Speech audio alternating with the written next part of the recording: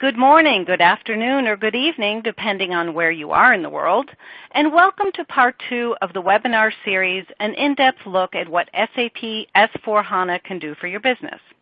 Today's webinar is How to Measure SAP S4HANA's Functionality Against Your Current SAP ERP Landscape, hosted by SAP Insider, sponsored by Illumiti. My name is Lauren Gibbons, and I'm your moderator today. We have just a few announcements before we begin. This webinar is designed to be interactive between you and the presenters. Later in the program, we will ask for your feedback. This webinar contains audience polling. Please complete the polls when they appear. You can participate in the Q&A session by asking questions about the information presented in this webinar at any time. Just type your question into the text box located on the bottom left of the console, then click the Submit Question button. We will answer as many questions as time permits after the presentation. The slides will advance automatically throughout the event. You can also download a PDF copy of the presentation by clicking on the Download Slide link in the Resources box on the bottom left of the console. At this time, we recommend you disable your pop-up blockers. If you are experiencing any technical problems, please visit our webinar help guide by clicking on the Help icon on the bottom right of the console. If the slides are not advancing, please press the F5 key on your keyboard to refresh your console. Now, on to our presentation, How to Measure SAP S4HANA's Functionality Against Your Current SAP ERP Landscape.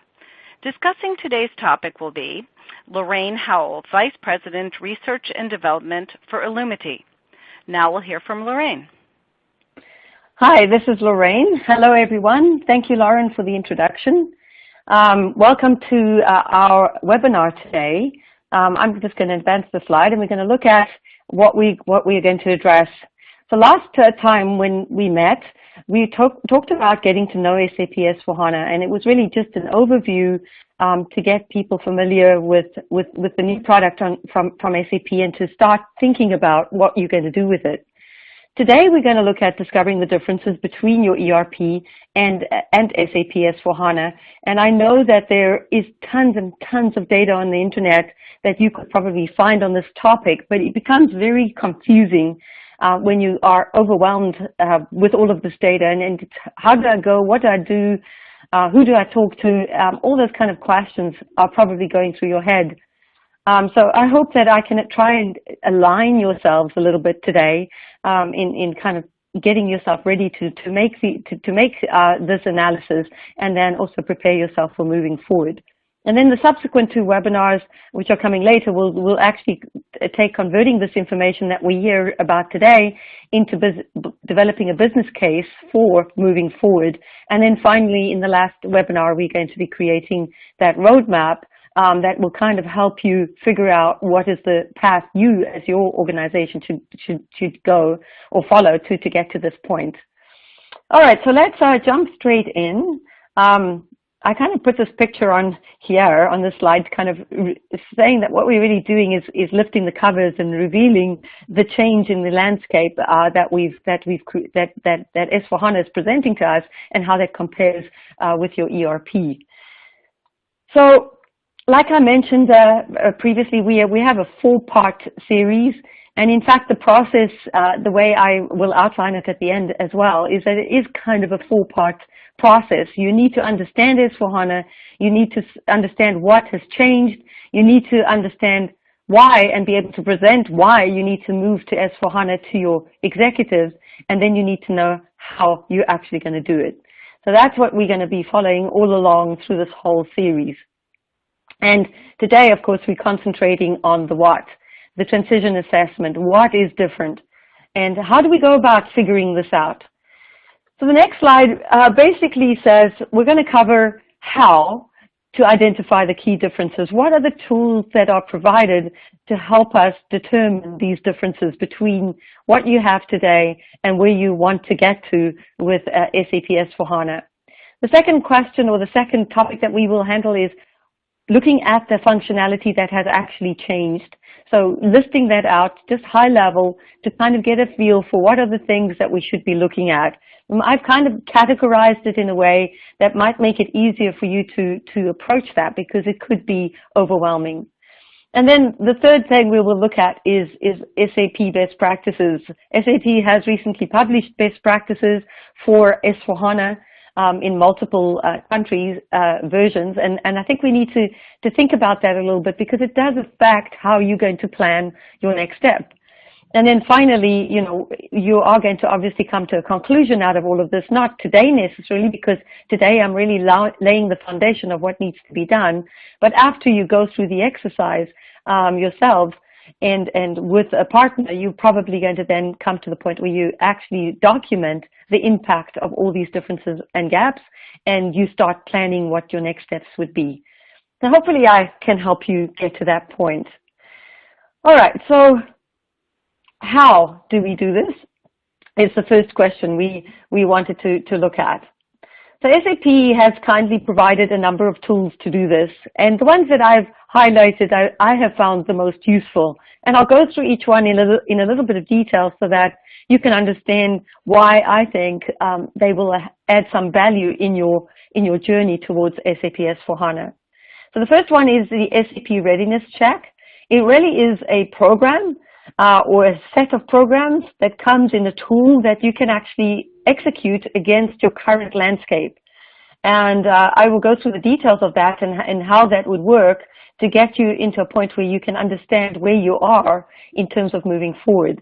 And again, I will probably reiterate this a few times, but I strongly believe that you can actually run this even now, even if your plan is to actually go to S4HANA at a later stage, just to give you an idea of what it's going to entail and what the impact is to your business right now. The second one is business scenario recommendations. It's kind of covered in the readiness check, but it's a separate report that goes into a little bit more detail on what are the recommendations based on what you're running in your system today that SAP will make for you in terms of, you know, which Fiori applications you should be running, which business functions you should be activating or deactivating, and so on. Like I said, it is kind of covered in the readiness check, but a little bit more comprehensively. I will also mention actually at this point that is followed by the Pathfinder report, which is far more extensive, where it actually calculates KPIs and gives you a baseline to measure your transition. But that we will talk about in the business case in the next webinar. And then the third point I would like to point out, or the third tool I'd like to point out, is the Roadmap Viewer.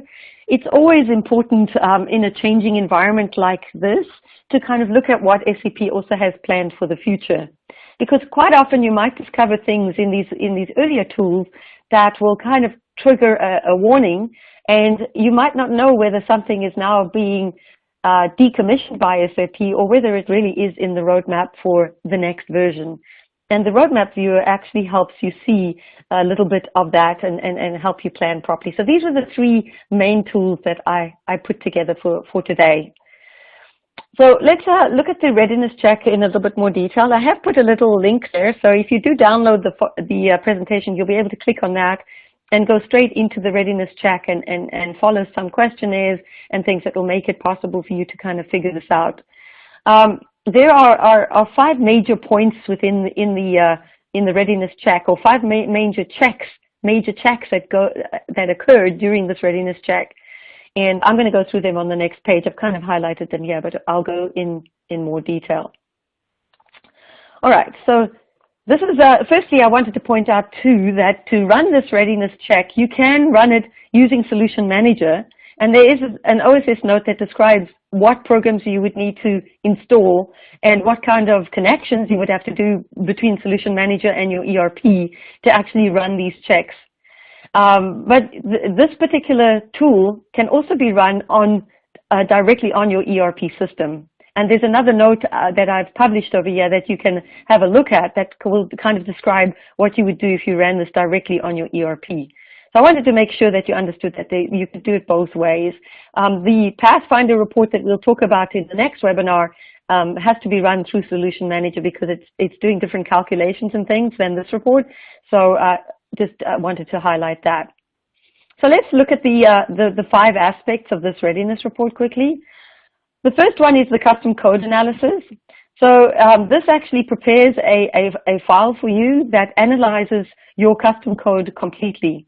So you would be able to find in here interesting information on the code that you currently have. And I'll talk about the details of what kind of information it will give you in terms of whether your code is supported, whether it's still recommended to actually use that code, and so on. I will talk about that in a second. The next tool in this toolkit, or part of this toolkit, is the sizing. I put a little asterisk against this because maybe this is not that relevant at this early stage. It all depends where you are in your path. But it is a good tool for telling you that, you know, things about your database, like your database is so big right now, and with HANA, obviously, you're going to get some reduction in the database side of things, but the operational side might increase a little. So it kind of gives you a good estimate of what sizing you should consider as you move forward with S4HANA. The next tool is really the Fiori UX recommendations.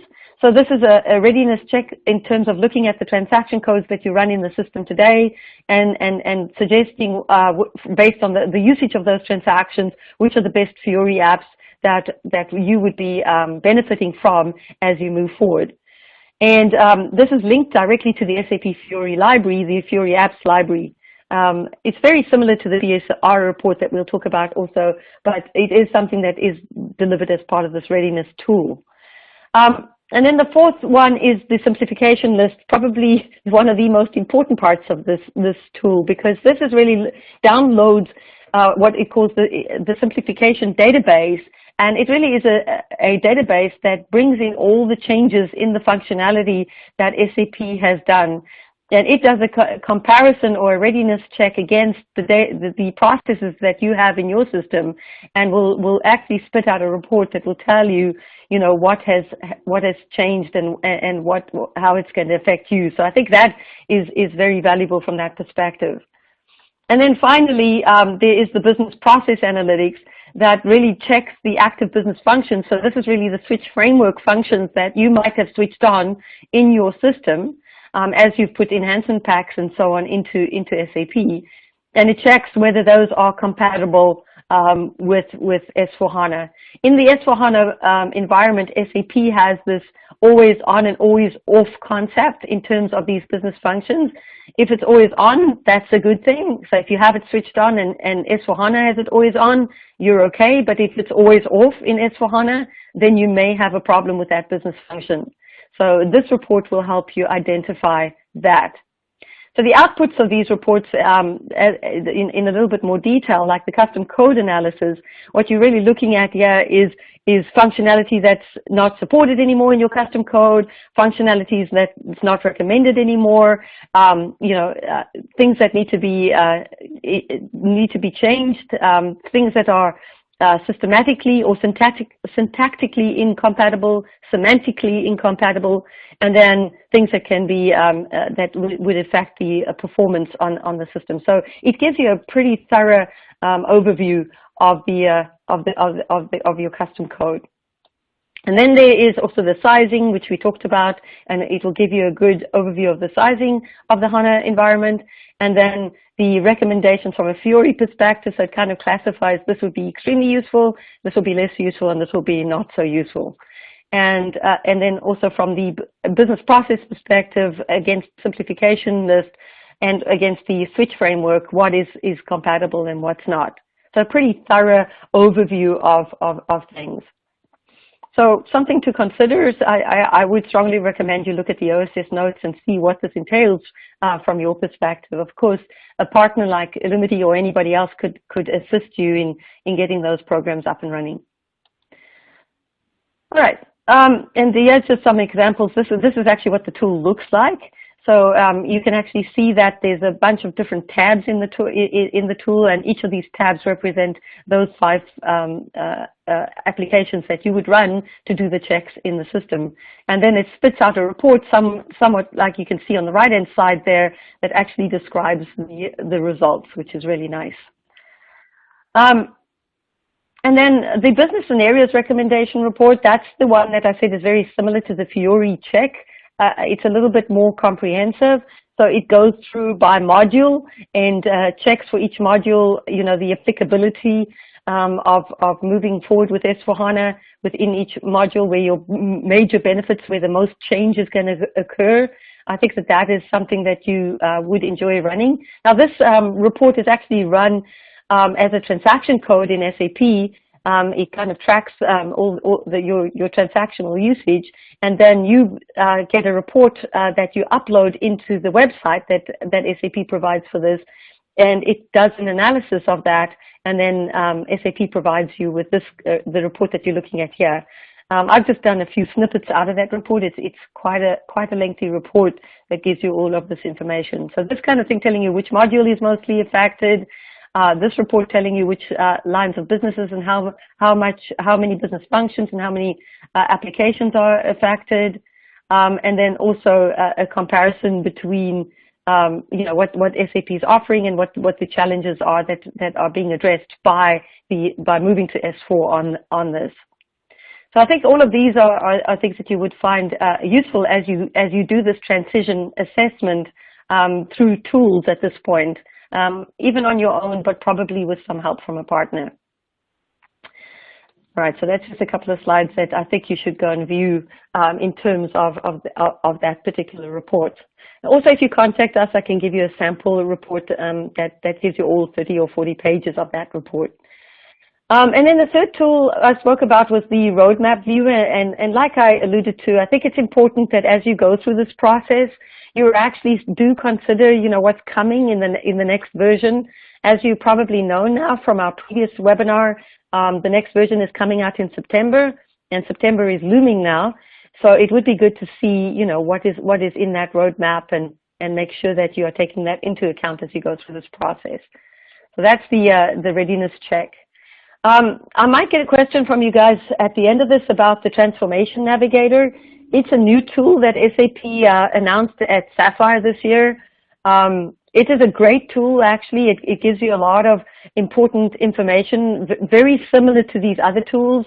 The only difference is it really gets into the business case side of things. So I've kind of left it to, in our phase, or the 4 steps of our phases that we are describing in these webinars, into the business case phase. So in the business case phase, this Transformation Navigator will help you build a business case based on what it sees, or what you tell it, or what it sees is in your system, and will help you make a case around the value drivers that are influenced by the SAP S4HANA solution. So it is a good solution. It can connect into your system, and you can also manually tell it what you are running in your system to get the results that you want. And then also part of the roadmap, it actually also does advise, well, based on these findings and based on what we've understood, this is the recommendation we would make for your roadmap. So that all comes out of the Transformation Navigator, and it would be part of what we would recommend as part of the process that you go through. So if you did ask me that, that's the answer. All right, so what has changed in S4HANA? I think that is the next big question that you probably need to ask. I know that these tools, as you run them, are going to probably spit out a lot of information that's going to leave you, maybe your mind or reeling a little bit as to, okay, so, you know, what does this all mean to me? The next few slides, I kind of get into a little bit of detail to just help you decipher some of the stuff that you're going to get out of these tools. So the first thing I wanted to mention is that probably the 2 big things that you're going to be looking at through the tools is that simplification list. And this is just a link to the simplification list itself this is actually version 1610, functional support pack 02. and all of the implications of the changes in SAP. And of course, it's 674 pages, a lot of good bedtime reading, but I don't think you need to be too overwhelmed by that, because typically what we found is that a small subset of that is really applicable to one particular customer. This covers all of the functionality in SAP, and unless you have implemented every single module and some, you probably are not going to be, you're not going to have to address every one of those pages. But it is a very comprehensive document, and it's nice to, as a search, right? If you need to go and look up something, you can use search and find what you need in there. And then the roadmap, besides the tool the Roadmap Viewer that we talked about, there is also a roadmap document for the next version of S4HANA that I've actually published the link for here. So you can go and look at what's happening in 1709. So my message from this is like, don't be overwhelmed. And I know it's easy for me to say, because there is so much knowledge and so much information out there today on this stuff that it is hard not to be overwhelmed. But the reason I say don't be overwhelmed is, firstly, a lot of these changes in S4HANA are really technical. And that sounds like I'm oversimplifying it, but there's a ton of stuff, like just moving stuff, getting rid of aggregate tables, for example. SAP's done that in a pretty strategic way. They've removed the tables, they've created migration tools that moves your data into the new tables that are created, the consolidated tables, and they've created compatibility views on the old tables so that old programs and things could still run. So technically, you're doing an upgrade, but it's not really affecting the way you operate. Now, I know it's a little bit of an oversimplification. I'd say, 80% of the time, these changes are not going to affect the way you operate. And the change management associated with these technical changes is fairly minimal. We've done an upgrade with a customer where we've actually moved them into 1610 and decided we're not going to do a lot of Fiori innovation from day one. We're not going to say, you guys have to run 100% Fiori right now and then have to accommodate huge change management requirements. We've actually rolled it out, slowly and function by function, and that's worked pretty fine. They've been able to function for the most part. Again, there's a caveat to that, but for the most part, they were able to function as usual once they've done the upgrade. There are certain modules which are more affected than others, where SAP's replaced transactions altogether, and the old ones just don't exist. So if you have a menu path with the old transactions in it, you would have trouble with those. So we have to take that into account. But for the most part, that's not the case. So that's the one thing I wanted to point out. And then the second thing is that a lot of the other changes are strategic in the sense of SAP has consolidated functionality. We'll talk about this on the subsequent slides. They've converted some functionality to serve the digital era, meaning that they've taken things like HR and put it in the cloud so that you can actually recruit people from the internet, and that's one of the reasons for that, and it makes you more of a digital company than having to get resumes in an email and then load them up into the system. So just a couple of those things are happening. So it's strategic. It may not affect you initially because a lot of the traditional capabilities will still remain available in the system, at least in a compatible mode or compatibility mode until 2025, and I'll talk about that. And then change management, like I said, can be done when you're ready. So you can kind of move people into this migration after you've done the technical migration. You can move them into the innovation, the cool stuff that comes with S4 in a controlled manner. All right, so you have to be prepared. So don't be overwhelmed, but be prepared. So that's why all of you are on this webinar today, is because you've decided you want to be prepared for this move. And obviously, you need to understand your business processes to start off with. So from your own perspective, you need the right people in the room. And as we go through this process together, who can talk to us or talk to your partners and tell you, what are the areas that, understanding the business, what are the areas that you're concerned about, what are the areas that are critical to your business, because those are the ones you're going to want to focus on when you're doing this assessment. Are they being changed? And if so, what are we going to do about that? And then secondly, compare with your business processes, focusing on your critical areas. So let's go through that process of looking at the architecture changes. Look at the things that have been eliminated. Look at those things that that have been replaced by duplicate functionality. Look at things that have been moved to the cloud. Look at things that are now in the core that were outside before. And then you can consider the new functionality. That's the stuff that you can change into later. But I think you need to be aware of that all along, because that's part of your business case, right? So that's the second step. And then in your preparation here, at the end of it all, you've got to obviously document this. You can't go through this exercise and not really fully understand and document what are the impacts to your business, so that you can then start preparing the business case we'll talk about in the next webinar. All right, so I just for those changes that I had in the yellow bubble on the previous slide, I just went into some more detail of some of the things, and you could probably peruse these things in your own time, because this is a subset of that simplification document that we talked about. But main things on the architectural side that I think are of importance are firstly, you all probably know that SAP S4HANA can only run on a HANA database. So that's the first major change. You guys who are on SQL or Oracle, when you move to S4HANA, you will have to migrate your database. So just be aware of that. Redundant tables are being removed, but your custom code will still work in many cases because of the compatibility views. The unification is massive. So the fact that, you know, CO, GL, material ledger have all been, and fixed assets have all been brought into one table in SAP is fantastic from a reporting perspective, but it is a change to the structures of the system. Again, that's a very technical change, except for the impact on your general ledger. So secondary cost elements, for example, are now going to be in the chart of accounts.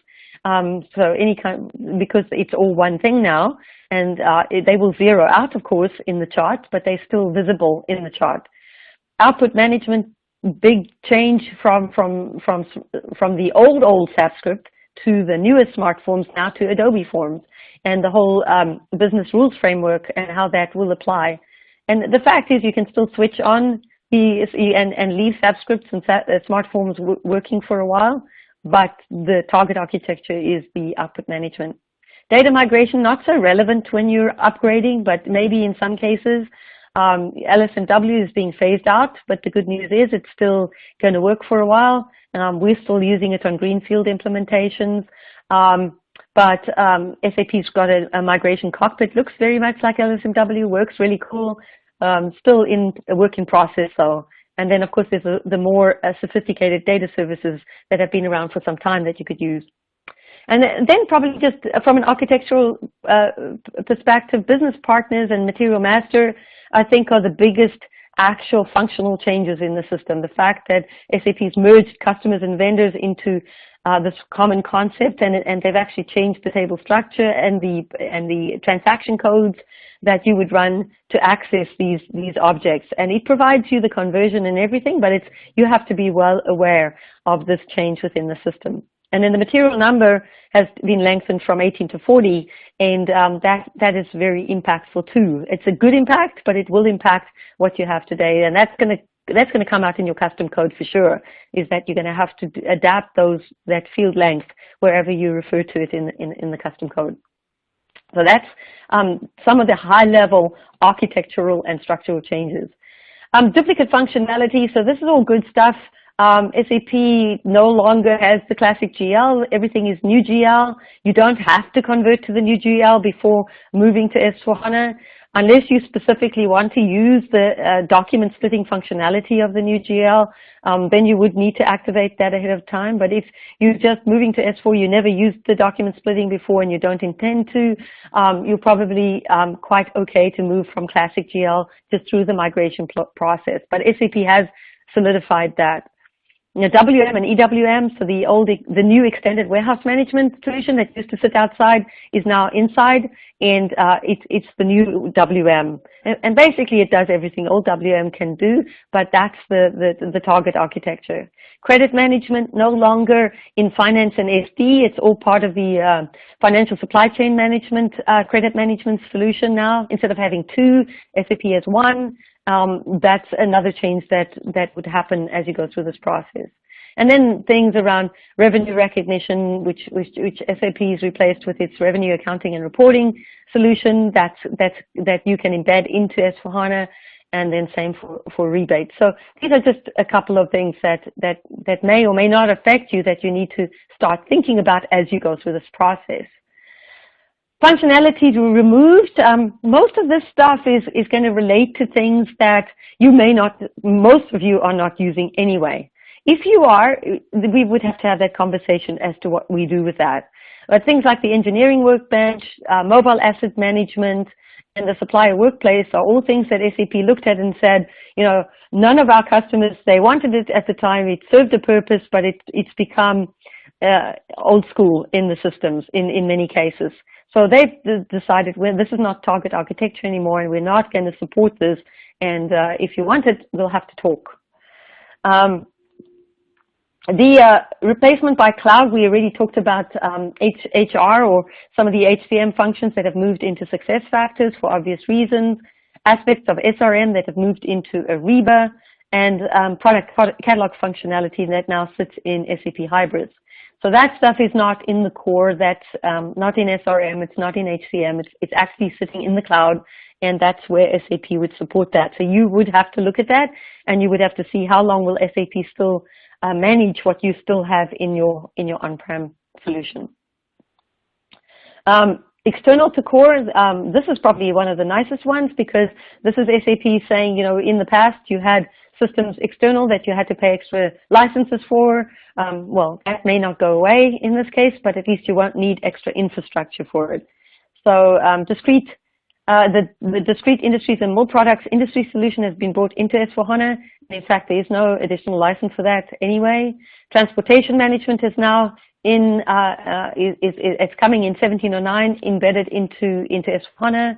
Oil and gas industry solutions, some really cool functionality there that everybody can use is now available inside S/4HANA. Some of the APO stuff, APO, they've actually split two ways. Some of it, like the detailed scheduling, is coming into S/4HANA, but some of the more S&P, the forecasting and planning stuff is going into integrated business planning, which is a cloud solution. And that's the reason, again, is because a lot of the planning and forecasting stuff needs to have more of a digital look and feel, because it's reaching out to other systems when it's determining these forecasts. I'm kind of giving an excuse for SAP for keeping things in the cloud versus bringing them in the core, but that is kind of where they were. And then same with ATP. So the advanced available to promise is replacing some of the components of global ATP that was previously found in APO, and that's now actually in the core. So this is all good stuff, and is new functionality which you can start using when you're ready after you've migrated to S/4HANA. And then all the new functionality, so things around cash management, things especially around BPC. So that's something we could talk all day about, but that's looking at the planning and the consolidations functionalities, how SAP has now integrated that actually into the IMG, into your into your customizing, where you're building the customizing configuration. It's actually built the functionalities into that configuration, and so it's quite a big change now from that perspective. So you're not actually moving data externally to do your consolidations and your planning. It's all done within S/4HANA. And then central finance is probably a little bit more generic, because that's for those people that decide we know we have to move to S4. We've got an old system that we probably want to sunset. We want to reinvent or reimagine our processes. But let's just move into a finance solution first, integrate our data real time into that solution, and then eventually build that solution out to be our S4 for the future. That's an option that's now provided, and that's new functionality that SAP has created within the S4 environment. All right, so those are the basic things I wanted to look at, just to give you what are the things you're going to see out of these tools as you run them? What are the questions that you're going to have around those major buckets of changes that are going to occur? And I wanted to make sure that we're all on the same page in terms of that. The next step I think in this transition assessment process, I again marked as optional because a lot of you probably have felt, we've built up our business processes out the way we need them to be. Maybe you leveraged best practices at one point in time, but you had to enhance them a little, and now you have the perfect solution, and it does what you need to do, and you just need to figure out how you can move to S4HANA, gain some new cool stuff, but still keep the integrity of your system. But there are others amongst us, having discussed with a lot of customers myself, that feel that, we've implemented in a hurry back in the day. We didn't take best practices into account because there were none. It was just theoretical, not really provided as a solution in SAP. And so we would like to look at best practices and do a comparison between what we have and what SAP is promoting as best practices today. This is kind of the vanilla solution that everybody says they want to come back to after, customizing their system to death after a while. So from this perspective, the first step is what we always do is we use Jeffrey Moore's core and context principle. I have found this incredibly useful when talking to customers, in the sense of saying to them, like in your business, there's a lot of what you do today that every company does. Maybe not exactly the same way, but in a very similar way. And these processes are what I would call, or what Jeffrey Moore would call, context. Everybody kind of does it the same way. Why not provide a solution that you can pick off the shelf that actually lets me run my business in terms of those processes just the same way everybody else does? And that might be accounts payable, invoice processing, payable processing, maybe even on the receivable side, applying cash, even on the procurement side, perhaps the way we create and approve PRECs and PS. Maybe that's very similar to everybody else. So let's identify that, because that's huge. If it comes out of the box, it works, it's tried and tested, we don't really theoretically even have to test that. Then there's the core stuff, what differentiates us? What makes our company special? We have to differentiate ourselves in the marketplace. We've got to be better than our competitors. What is that stuff? And is there context? Is there stuff that SAP provides best practices for? Maybe, maybe not. But let's highlight that, because if we don't make sure that that is preserved as we move to S4, that's going to be a huge concern for us. And then you split those core and context stuff into mission critical and non-mission critical. So stuff that this is, we would die without, and this, if it does change a little, we could still live with it. It's not that critical to our business. So what I did is I looked at that and said, from an SAP perspective, the context stuff should be fully pre-delivered best practices. So SAP, we should have for every one of your things that everybody else does this similarly, should have out of the box, and you should be able to see that out of the box. But on the core side, there's actually a kind of a combination of the two. There will be some stuff that, yes, indeed, even though it differentiates you, it's something that a lot of other people also do. You just do it in a unique way, but it's the same as others. So there could be a lot of that stuff that comes out of the box. Or it comes in IP that your partners perhaps delivered to you. Like Illumiti has a bunch of IP in the industry verticals that we work in that we would deliver, and we would call that best practices. But then there's the piece that you've extended, right? And when you start going through this exercise and you look at that extension that you've done, all those custom programs that you've written, now you've got to evaluate how much of that is still relevant in terms of S4. Is some of it now replaced by the new stuff that S4 has done? We can throw it away. And probably in many cases, a lot of that stuff has been sitting dormant in your system and hasn't been run for months, if not years. So we should just get rid of that. So you have to kind of work your way through this process of understanding this. And it's a hell of a good exercise to go through at any point through this transition exercise. And I would strongly recommend that if you have the time and the resources to do it, this is the time for you to start thinking about it, because this is a time of change. And you may as well address these things at that point. Now, from SAP's perspective, SAP has a best practices explorer, And I have a slide right at the end of this webinar that actually has the links to all these cool things, so that you could go and explore them on your own, or you could do it under direction of a partner. That's completely up to you, but there's a lot of good information out there.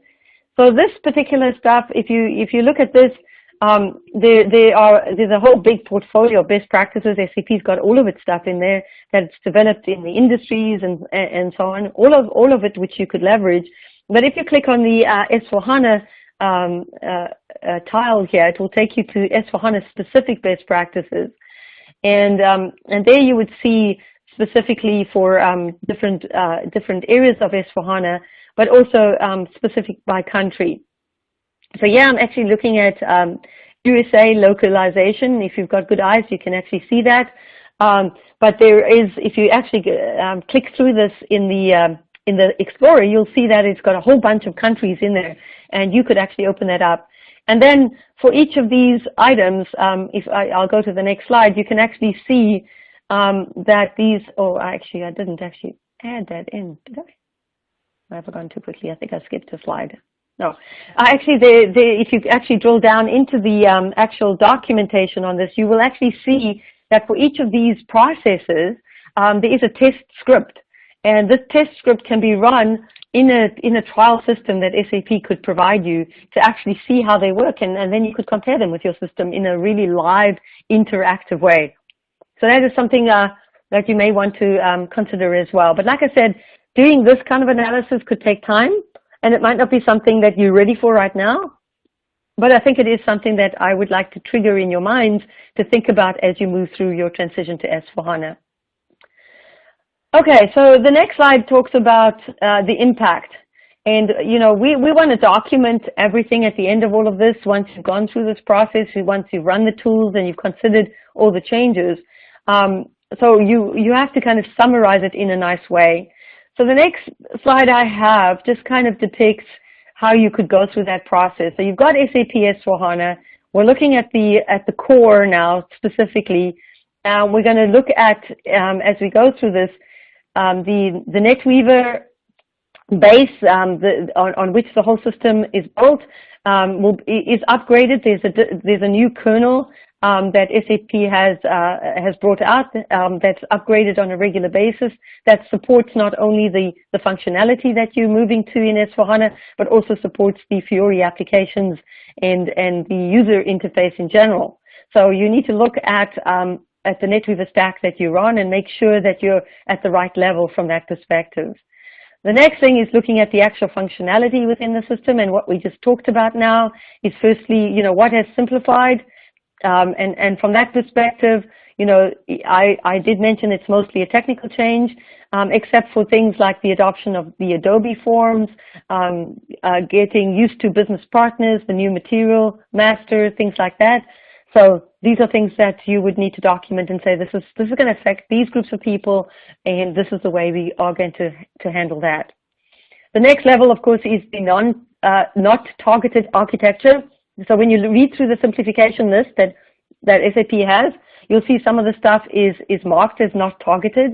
So this really means that, you know, SAP is not going to support WM ad nauseum for eternity, that EWM will be the solution that will replace it.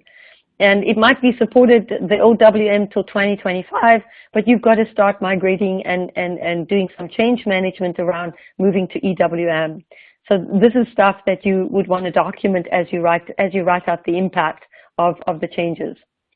So prepare for this, and remember that 2025 is not that far in the distance, and then you would have to change. So maybe you want a roadmap or a transition path planned for that particular functionality. This nice little red box indicates the stuff that's not targeted architecture, not supported going forward. And those were just things like the engineering workbench, the mobile asset management stuff that we talked about on the previous slides. So these are not as scary as they sound, because they really are things that SAP has found people are not using, but nevertheless, we're all unique, and we need to make sure that we are covered in terms of that functionality as well.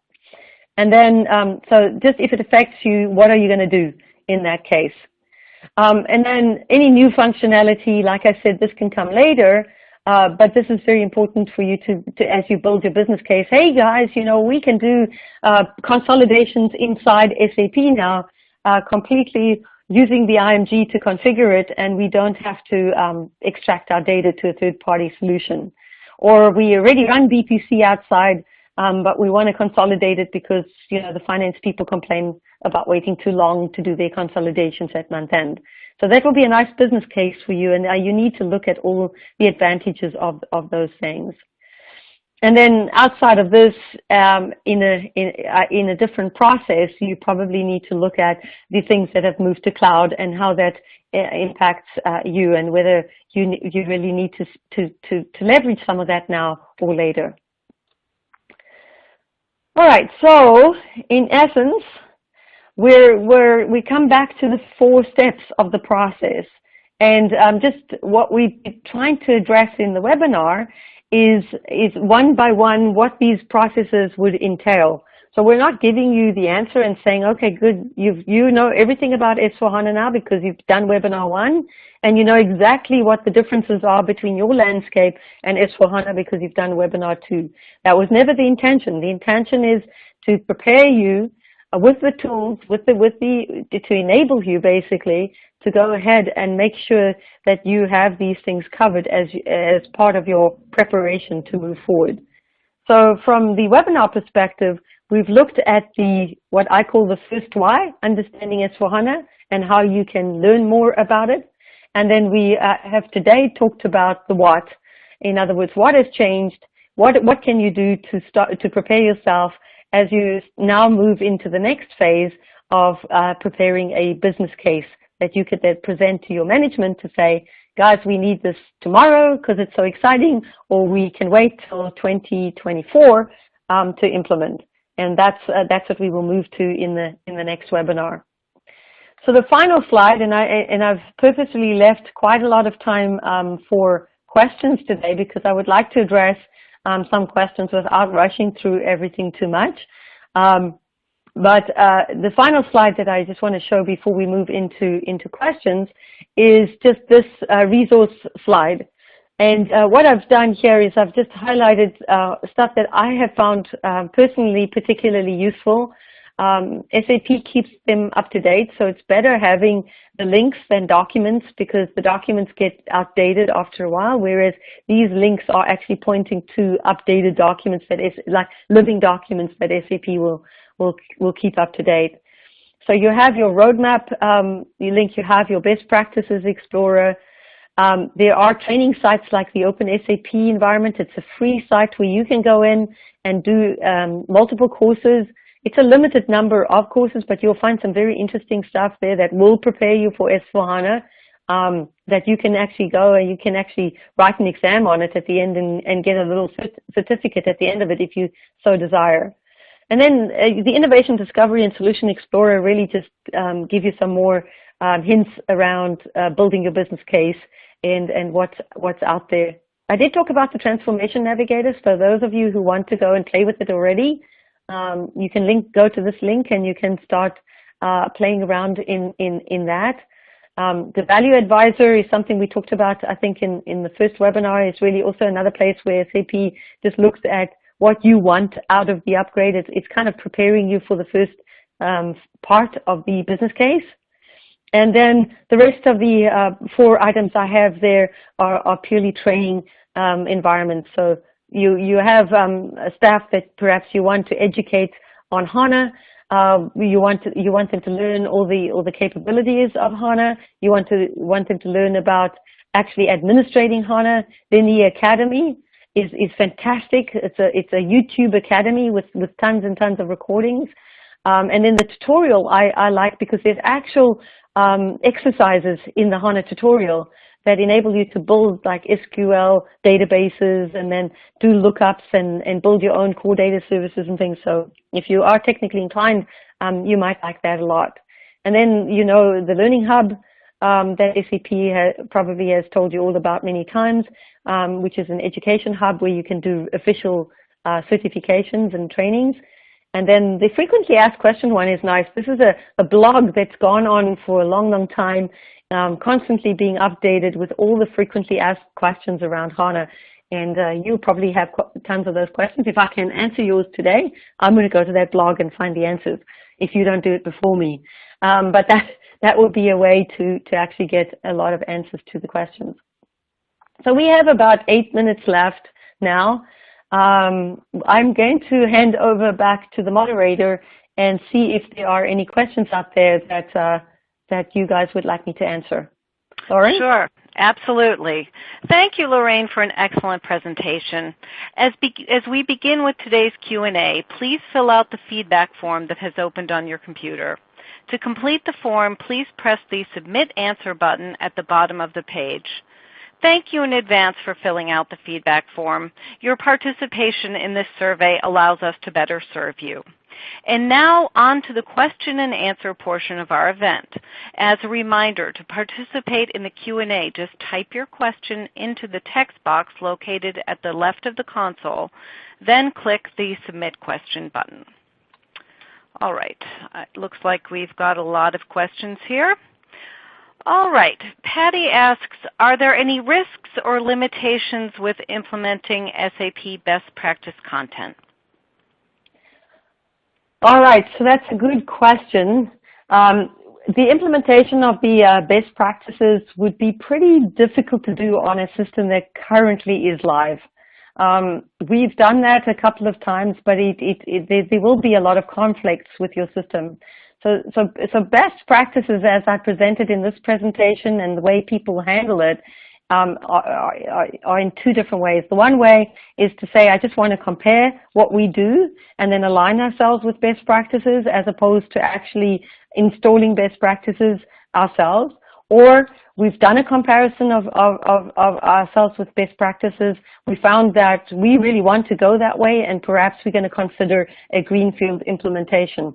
A lot of the people that have been running SAP, a lot of the customers that have been running SAP for many years are considering that as an option. So that's just something. It's a great tool for you to compare your functions with. You can take elements of those and implement them if you desire. But I wouldn't personally recommend that you even consider installing them on a live system. All right, thank you. Next question. I have system ECC 6.0 EHP5. Can I upgrade to SAP S4HANA directly, or do I first need to upgrade to the Business Suite on HANA and migrate to S4HANA from there? You can upgrade directly. So there's an upgrade path directly to S4HANA from ECC 6.0, any enhancement pack, in fact. All right. Let's see, Manmoth asks, in the slides I see S4 has sourcing and procurement. We have SAP Sourcing 9.0, which we run on a separate Java stack. Can we consolidate this into S4HANA? Good question. So I can't give you 100% answer on that. I think that that's a conversation we should have. A lot of the sourcing is now being replaced actually in SAP Ariba. And so we would have to, SAP has a combination, most of the sourcing actually is coming out of Ariba, so it might be that that's the direction of this particular solution, but I would like to come back. I wouldn't want to give you a definitive answer and say that's the only answer. But I think that probably is the roadmap going forward. In fact, it would be nice if you could send me an email or just to Illumiti, and it will get to me about that, and then I could follow up and do some research for you on the particular solution you're talking about. All right, very good. Are the tools that you have shared, the SAP Readiness Check, the Business Scenario Recommendation, are they available when companies are looking to implement the central finance solution with connecting existing ECC instances to S4HANA? Okay, so that's a good question. So if you think about the solutions that you're currently running, right, when you connect to a central finance environment, that central finance environment is a separate standalone environment that has all of S4's functionality in it. What you currently run in the environments that you're going to connect to that system is kind of irrelevant, because the connection is, it can connect, you can actually connect through the replication server to a non-SAP system and any version of SAP.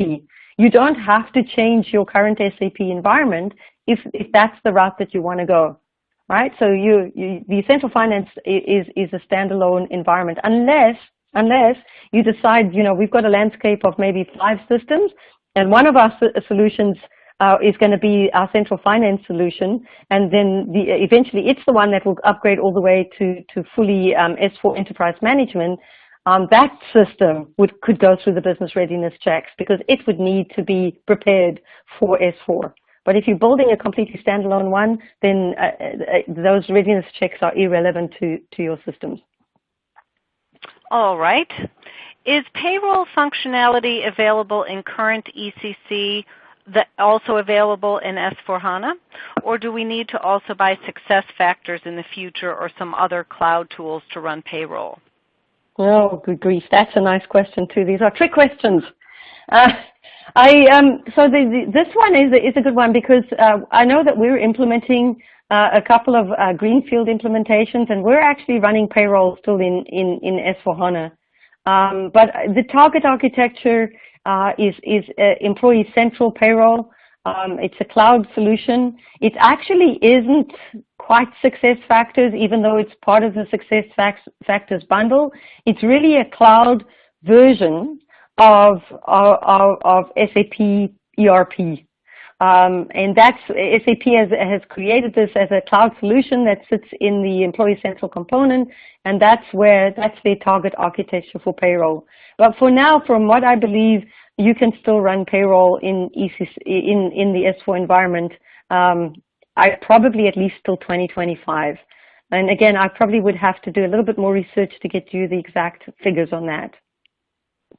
All right, thank you. Where can I get the best practices for SAP for HANA? Okay, so the actual links that I provided at the end of the presentation, I see this is from Fernando. If you go to the links at the end of the presentation, there is one that takes you to the Best Practices Explorer.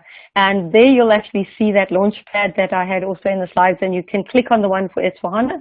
And then choose the one that's relevant to the country. So if it's Mexico, you can choose one that's relevant for Mexico. All right, excellent. I think we might have time for just one more. Let's see. What is the change management impact of migrating to S4HANA? Oh, beautiful. All right, so I alluded to that a little bit in the beginning. I think that the question here is really how quickly do you want to reap the business benefits from S4HANA? So if you created this business case and your employees or your users are salivating, looking so forward to moving into S4 and using the new functions, you have a bit of a bigger change management process on your hands because you'll have to deliver what you promised. But if you also manage the change management slightly different and tell them, listen, this is going to be primarily, firstly, a technical upgrade, and then we're going to roll out functionally or in groups some of the user experience, the change management becomes a little less. I definitely think there's a lot of technical components. So from your technical support side, there is a lot of change management, but they're normally keen and ready to move forward on changes because it's probably initiated by them in the first place. That's what I would say. All right, thanks so much. Looks like that's all we have time for, but if we have not gotten to your question right now, someone will be back in touch with you. For more information, please visit any of the resource links that are now open before you. Thank you for attending today's webinar, How to Measure SAP S4HANA's Functionality Against Your Current SAP ERP Landscape, hosted by SAP Insider, sponsored by Illumiti. Shortly after this live event, we will send you an email reminder to access this presentation on demand. On behalf of our guest, Lorraine Howell, Vice President, Research and Development for Illumiti, thank you for your time and have a great